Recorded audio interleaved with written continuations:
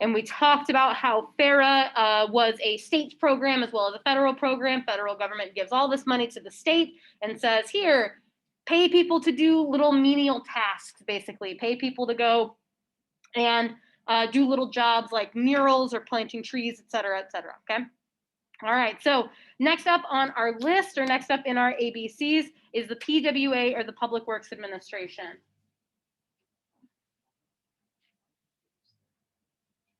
You need a charger? I got a charger. All right, so the PWA is the Public Works Administration.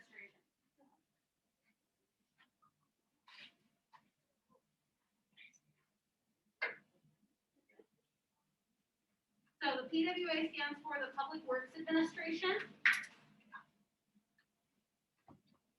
And it basically, its purpose is in its name. It's public works, okay? They hired people, and they hired the public, or people of the public, to build bridges, highways, airports, hospitals, basically public things or public services that everybody can benefit from, right? Building bridges from town to town or across large bodies of water benefits the entire public, especially as cars are on the road more often than not. Improving and building highways to make their way across the country, building airports for international and national travel, hospitals, et cetera, et cetera. It's all public things or public works projects. A couple of really famous examples of things that were built by the PWA include New York City's Triborough Bridge, which is the big bridge that basically goes from Brooklyn to downtown New York, as well as through it connects like Brooklyn to downtown to, not Harlem, but I think New Jersey, okay? There's an overseas highway, or the Overseas Highway, on the west coast of the United States, was also built by the Public Works Administration, as well as the Bonneville Dam in, is it Kentucky or Tennessee? I can't remember exactly which state.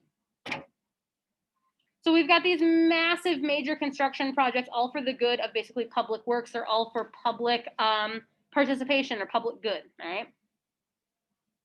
Public Works Administration kind of works the same way that Farah did, where it's like, all right, here, or not Farah, excuse me, the CCC, where, all right, here's this month-long project or months-long project, multiple months. We're going to hire you to go and do these things. You're going to get paid through the whole thing. It keeps you in work for longer. It keeps paychecks going into people's pockets. And on top of that, it's working to basically beautify America or make America better, okay?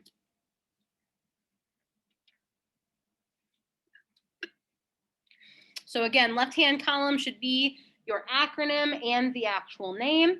Middle column, what it does. Right-hand column, relief, reform, recovery. Remember that it can be in more than one category if you would like. So it can be in relief and reform, or recovery and relief. It is up to you, whatever you feel fits best.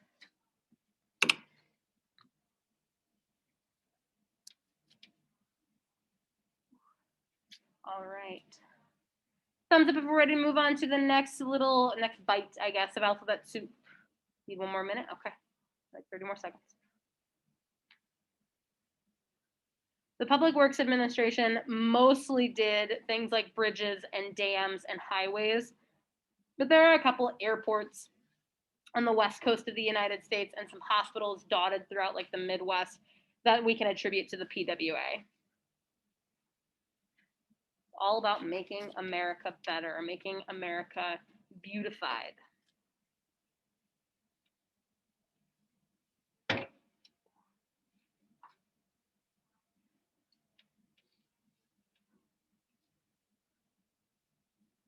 All right.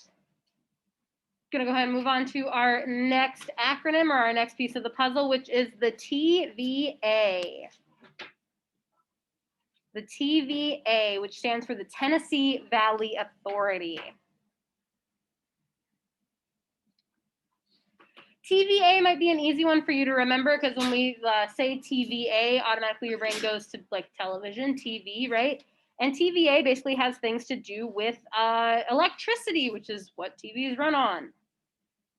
So the TVA, the Tennessee Valley Authority, built a lot of different things, but specifically dams in the Tennessee River Valley, as well as focusing on getting electricity to rural Tennessee. There are two reasons that this specific agency exists, okay? So out of the entire United States during the Great Depression, the Tennessee River Valley was the poorest by far, like percentage-wise. The entire country had an unemployment rate of about 25% on and off throughout the years of the Great Depression. The Tennessee River Valley area had an unemployment rate of like 75 to 80% through those 10 years, okay? It was the poorest portion of the country by far throughout the entire country, and it's even worsened by the Great Depression. So it was already one of the poorest places in America, and then it's worse by the Great Depression, okay? Two reasons. One, because it was extremely rural and not a lot of people lived out there. It was really difficult to have communication aspects, which is why they're going to focus on getting electricity to rural Tennessee. It helps them with a variety of different things, okay? The second reason that it's the poorest place in the United States up until the Great Depression and through the Great Depression, is because the Tennessee River Valley, it's a valley for a reason. It means it's in basically a basin. And every time the spring would come around and melt the snow basically off of the Appalachian Mountains, that's one on the East Coast, okay? Melt all the snow off of the mountains after the springtime or during the springtime, and it'll run into the valley and flood everything. So it was really hard to plant crops. It was really hard to stay out of the flood zone, et cetera, et cetera. So when the Tennessee Valley Authority was created, they built all of these dams to make sure that the cities were protected, or these places in the river valley were protected from these floods, as well as getting them electricity to basically improve their quality of life so that they could get out of that deep depression and get out of that poorest mindset, basically, that poorest label, right? By also building these dams and by also having these construction projects and having focuses like getting electricity to that area, it also created jobs. So their unemployment rate would drop from that 75 to 80% back down to a more manageable 25 to 30%. Okay?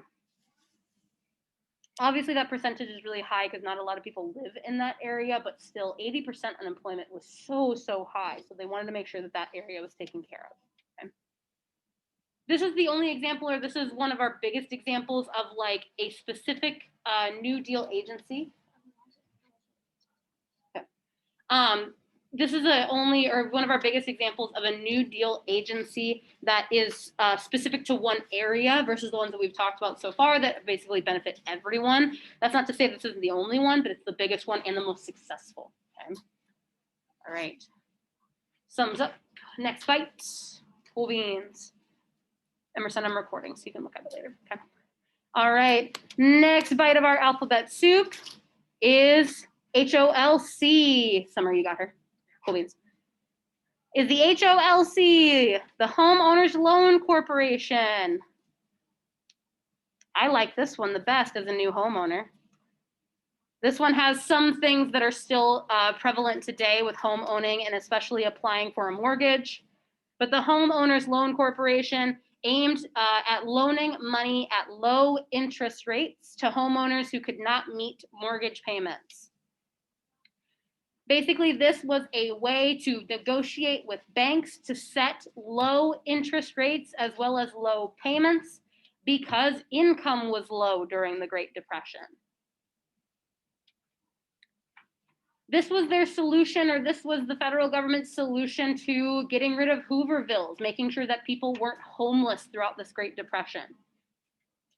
Because if I was somebody who had lost my house or was on the verge of losing my house because I didn't have any income coming in, that's a bad situation.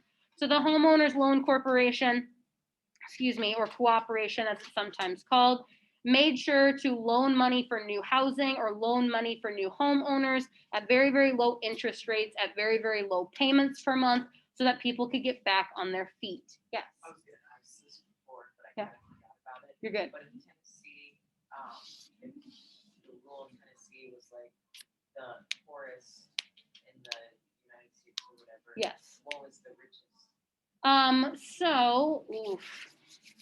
Testing my memory. So the Tennessee River Valley during the Great Depression was by far the poorest in the nation.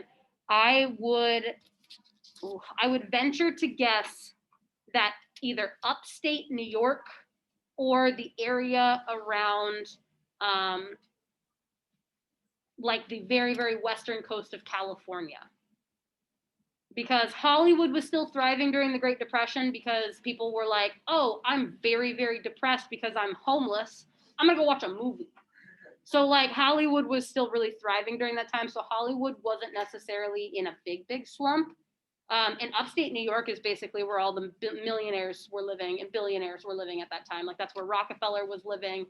That's where, or excuse me, not Rockefeller, Rockefeller's family. Rockefeller had died at that point, but Rockefeller's family lived up there. The Vanderbilts live in upstate New York, et cetera, et cetera. So I would venture to guess that probably upstate New York, if not Hollywood, by a small percentage. How rich are The Rockefeller family now, if I remember correctly from our conversations in U.S. History A, the Rockefeller family now, which would be their great, great, great grandkids, is like the generation that is right now, makes like $400,000 a year just for being a Rockefeller, something like that. I think it's like 400,000 or like 200,000, something like that, just for being a Rockefeller. So, wouldn't you know? Just imagine your great, great, great grandfather was the richest person in the world at one point. Now you get to do nothing and make $200,000 a year. Isn't that crazy? All right, so going back to our alphabet soup, that was a good question, but going back to our alphabet soup, the Homeowners Loan Corporation basically just ensured that people who were getting back on their feet would be able to stay there. Basically that the banks weren't preying off of these very vulnerable people who don't have high amounts of income, who can't afford to pay high interest rates or high monthly payments because of the Great Depression. So they're making sure that banks and homeowners associations, et cetera, aren't preying off of those people and that people are getting back into houses or back into homes. Okay. All right. Thumbs up. I'm sure that was enough time to do that one. Thumbs up. All right. Awesome. Let's go ahead and talk about another housing one, the Federal Housing Act. So let's say that you're not a new home buyer. You're somebody who has lived in a home for a very, very long time, but because you lost your job or because you lost your savings, et cetera, your house was kind of going to shit. You were losing interest in upkeeping your home, or maybe it had received some damage from the dust storms or from the dust bowl, et cetera. The Federal Housing Act was there to help out. It gave out stipends, and had people apply and basically are able to receive scholarship loans, et cetera, to help repair, rebuild, and insure older homes throughout the country. There was two ways that this was going to help two different portions of the population, okay? Number one was older generations, okay? Normally people who live in older homes are part of the older generation. That's true even up to today. We see people who had built or had bought houses in the 1960s, 70s, 60s, 50s sometimes, okay? That still live in those same houses up till today. Those people don't normally have jobs, they're on a retired status, or they're living off Social Security. At this point, no Social Security, but those people are still living in those older homes and don't have the income nor the ability to fix those homes. So there's one portion of the population that's going to be helped by the Federal Housing Act. It's going to give you money to try and have people fix those older houses, okay? The other portion or the other population that's going to be affected by this is the other population that lives in older housing are going to be minorities, specifically African Americans, from that Great Migration during the 1920s, okay? African Americans are going to lose their jobs substantially more than white Americans for obvious reasons throughout the country. So the FHA was going to help them in more ways than one. They could apply, fix their homes without a steady income, repair, rebuild, et cetera, et cetera. And then of course, people who were living in the dust storms or in the Dust Bowl were also going to benefit from the FHA. In the little bit of the documentary we watched, it said that there was an average of $25 a day of damage that was happening to the houses that were in the Dust Bowl during dust storms. So the FHA was going to help them rebuild once those dust storms or once that really bad portion of that environmental disaster goes away. Okay. Again, another thing to help beautify America too. We're just going to make sure that all of these houses are going to be looking nice, and that when we get out of this Great Depression, out of the worst of it, that people are on a better foot than when they went in. Okay. Thumbs up, good bite. All right, let's go ahead and move on to the next one, which is the SEC.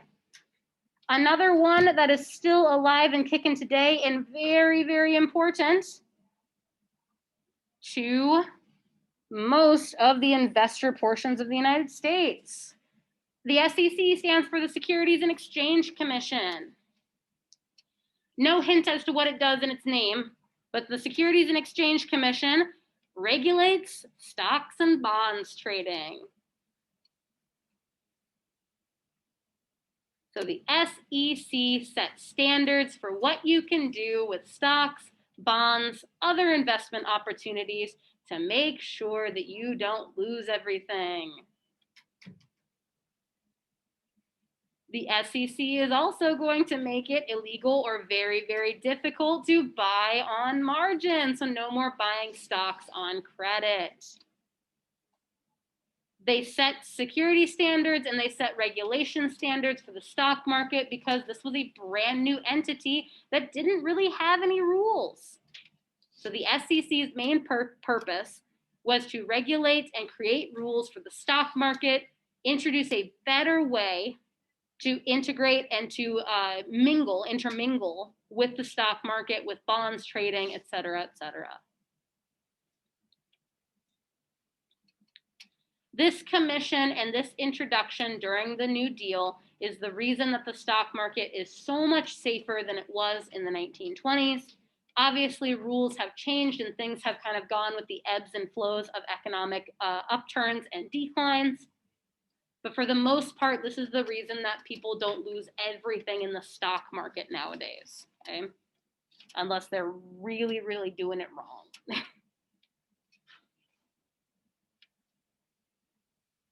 To sum up, they made rules for the stock market. Okay?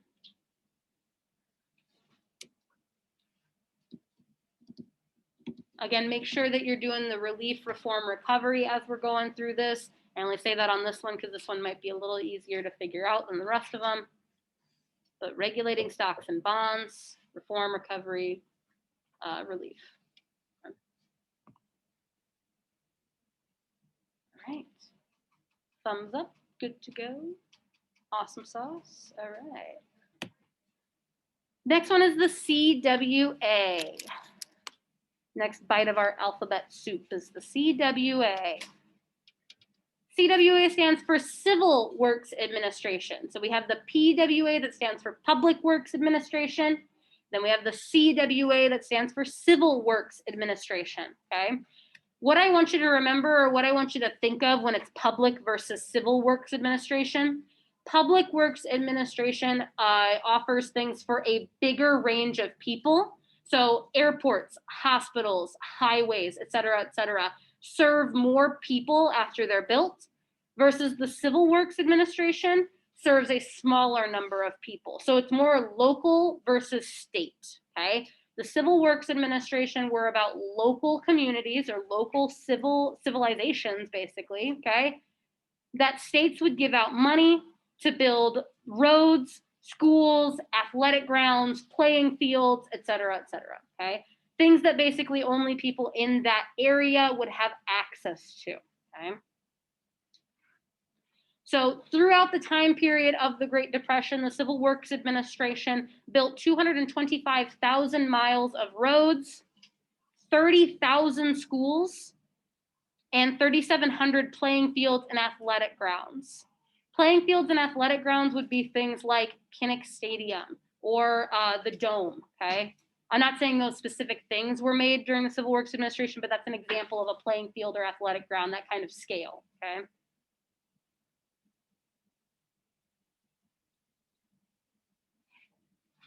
There are, if I remember correctly, my numbers, I need to double check when I get done, but there are 7 schools in Iowa that were built solely because of the CWA.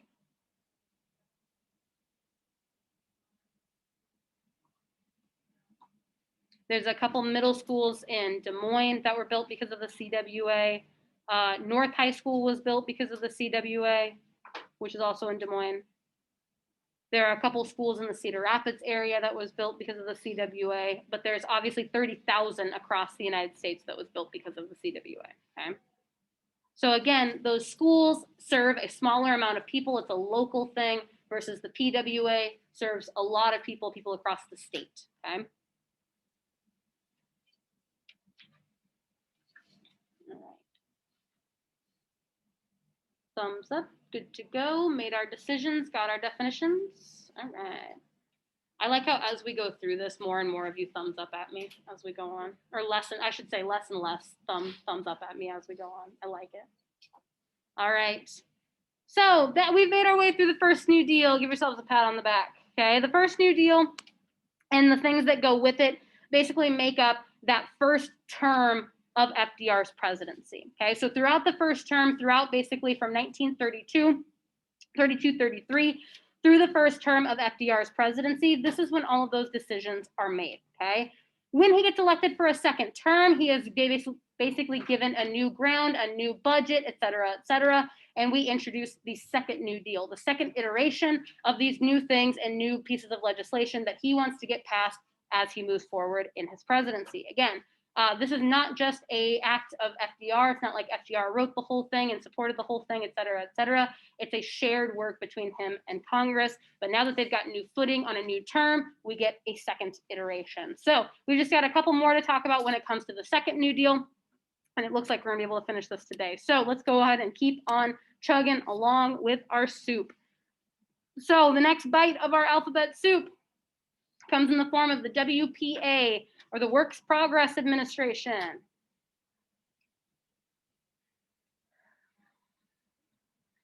The Works Progress Administration was basically a second iteration of the CCC.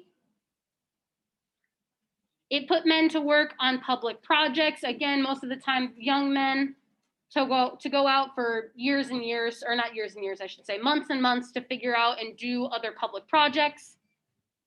Again, progress should be an indicator of what they do. They're about making, or they're about reforming. They're about beautifying more of America, building new things, making things better when we get out of this Great Depression. They improved highways. They dredged rivers for better environmental reasons. They built other public buildings, so things like city halls, treasuries, utility buildings, et cetera, et cetera.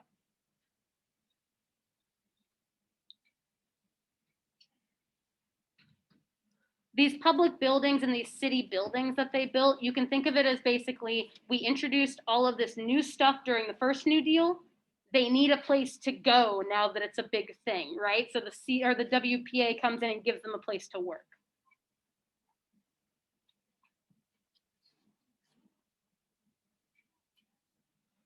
They do that as well as doing things like improving the highways, dredging rivers, making things better for everybody, okay?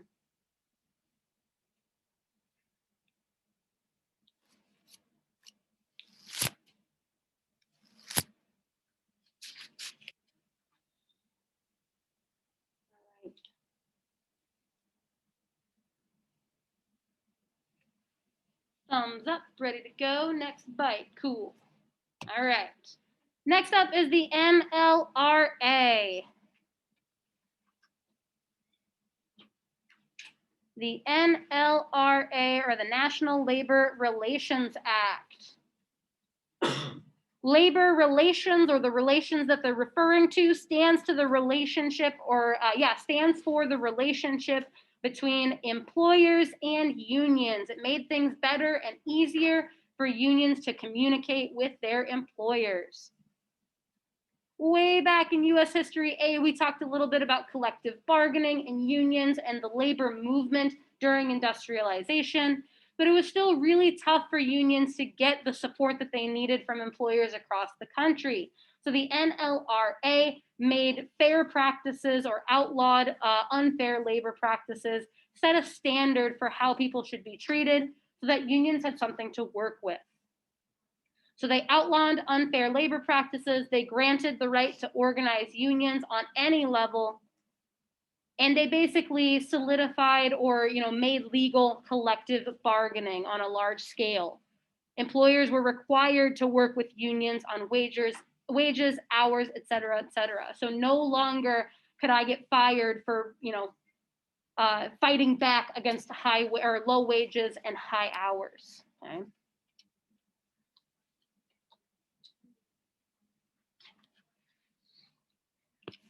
I like talking about this one, or I like where this comes up, because if you think back, like I said, we had talked about collective bargaining and the rise of unions way back at the for some of you at the very beginning of the year, for others just in general in US history A, and now we're coming back to it. It's only been like 30 years since we talked about these things, right? So these things aren't different, they're just getting better, okay? There was not a long amount of time between when we talked about these things, but there's so much history that went on in between it, okay? So NLRA, the relationship between unions and employers are better, and they have fair standards, okay?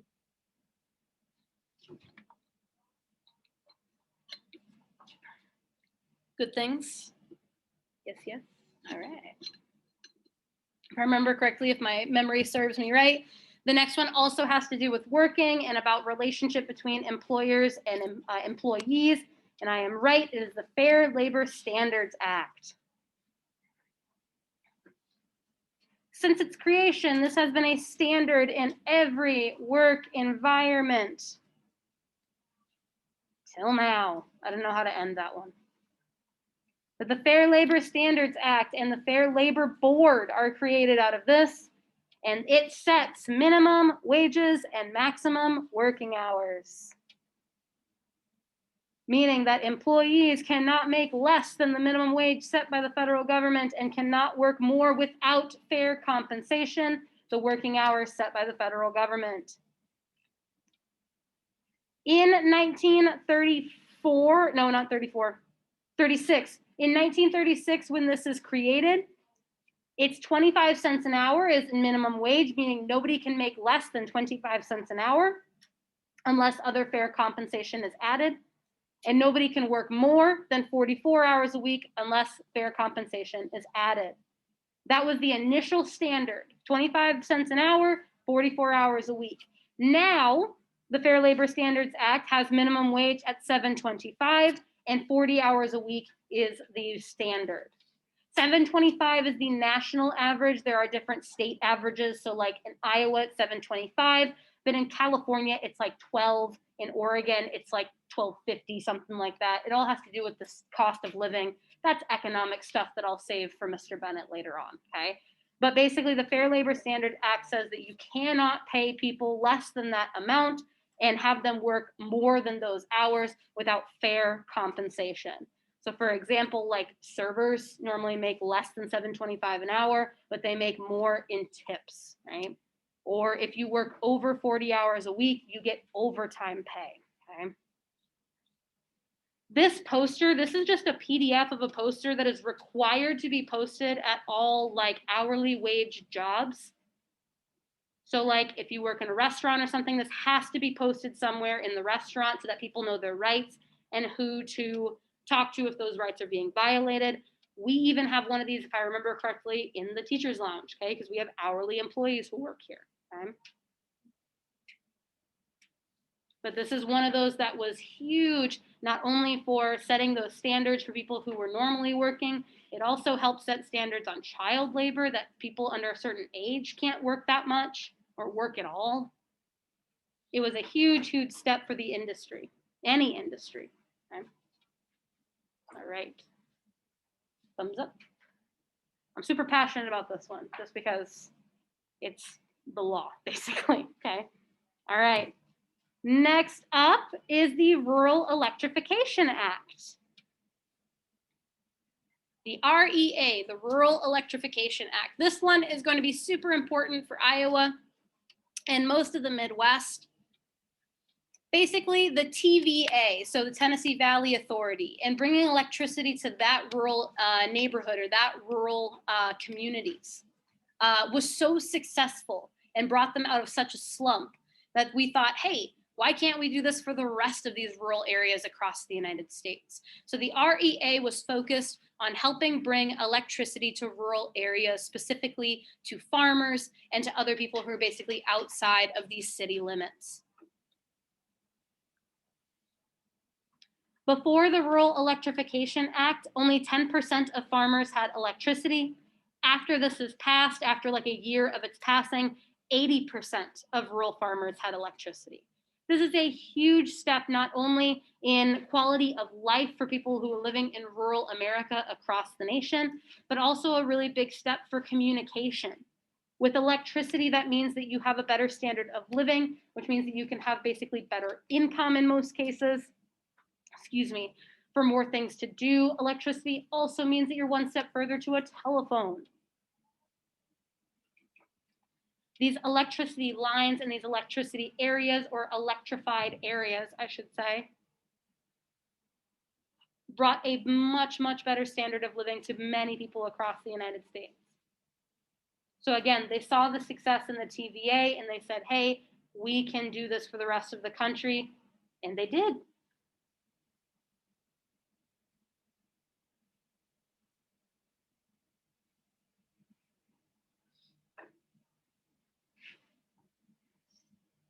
All right. That one's pretty easy peasy. Good to go. All right. Next up, or I should say last but not least, look at that, we made it to the end. Last but not least, the biggest and baddest of all of the New Deal agencies is Social Security. Anytime anybody wants to have a conversation about the New Deal and about FDR, Social Security normally is the first thing on that list. Social Security is a monthly income or a monthly check provided for the unemployed, aged, dependent, and handicapped.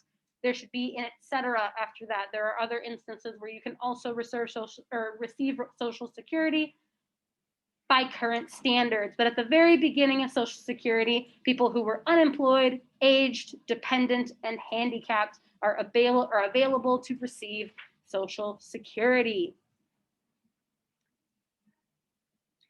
Social Security in general, or still up to this day, is financed or provided by taxes paid by the employee, then matched by the employer, and then matched by the federal government. So if you guys have jobs, or if you guys receive a paycheck, or when you guys start having jobs and receiving paychecks, there will always be a little bit of your paycheck taken out for Social Security, okay? It could be less than $1. It could be multiple, tens of dollars, okay? It's normally about 1% of your paycheck. Excuse me. So if I made $100 on my paycheck, normally about $1 would go to Social Security.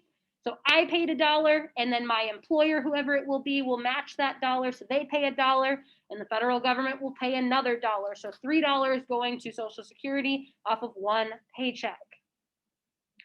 And all that money goes to those people that are unemployed, aged, dependent, handicapped, whatever it may be. This is a advertisement from a little bit later on. I believe this is from the late 1950s. Excuse me. Describing what Social Security is. A monthly check to you for the rest of your life, beginning when you are 65. Is it still 65? Is it 67 now? Or is it still 65? Yeah. I think so. Retirement is like 67 now, but Social Security is 65. Yeah. So for the rest of your life, beginning when you're 65, so obviously this is targeting like the aged version of Social Security recipients, okay? Get your Social Security account number promptly. So this is a time where people still didn't automatically get Social Security numbers. You automatically get a Social Security number if you are born in the United States. The moment you are born, you are assigned a Social Security number. But at this point, these are when people still didn't automatically have Social Security numbers. So you had to go to the post office and apply for one, go get one, and then you can have your stuff, okay? Who's eligible? Everyone working for a salary or wages, with only a few exceptions, such as agriculture, domestic service, et cetera, et cetera.